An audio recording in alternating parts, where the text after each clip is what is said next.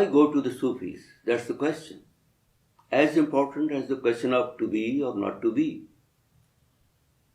After all, one thinks, why did the theory teachers instruct their students after graduation to go out and found a Sufi teacher for themselves? And they had offered this advice for so many centuries. Why have the eminent scholars and all the friends of God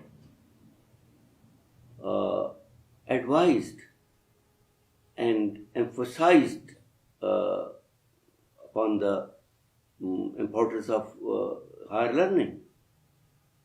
It was because they wanted all the people under their influence to study and practice Sufism and achieve personality, achieve perfection of the personality and character. Now one may say, all right, these are the story of the past. Why should one go to the teachers today? Are the Sufi teachings relevant to the life and times of the modern men and women? We say yes, these are still relevant. They are universal. They are true for all the times. So far the Sufi teachings are concerned, they are mainly part of the religion. And this is the esoteric aspect of Islam. Sufism, the innermost aspect of Islam, as important as the religion itself. There is a prophetic tradition which tells us that the stage of perfection is ihsan, to do something beautifully, with commitment, to put heart into the act one is going to accomplish, and carry on one's duty as if one is in the presence of God.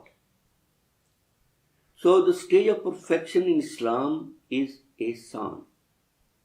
And this was afterwards called tasawwuf, or in English it was called Sufism. You see, tasawwuf is the school of spiritual discipline necessary for the training on the path of Sufism. The Sufi Mashayikh had three basic principles in view. One is the presence of a teacher. If one wants to tread the path of Sufism and wants the spiritual realization,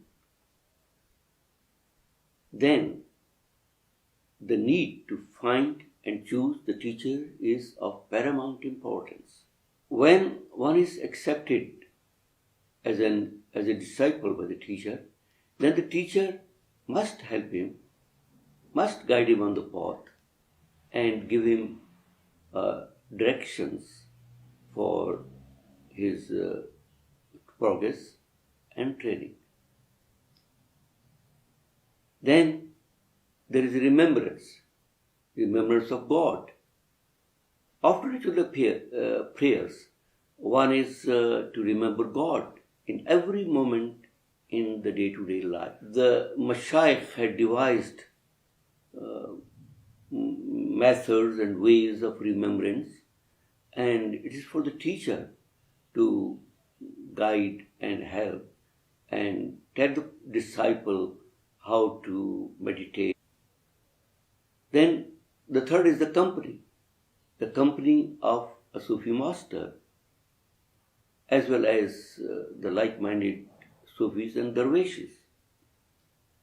It is the company which encourages one to carry on one's practices on the path alone and along with the other disciples. So these three basic principles are to be followed by all who want spiritual realization, who want spiritual development, who want to continue their inner journey and achieve perfection through Sufi teachings.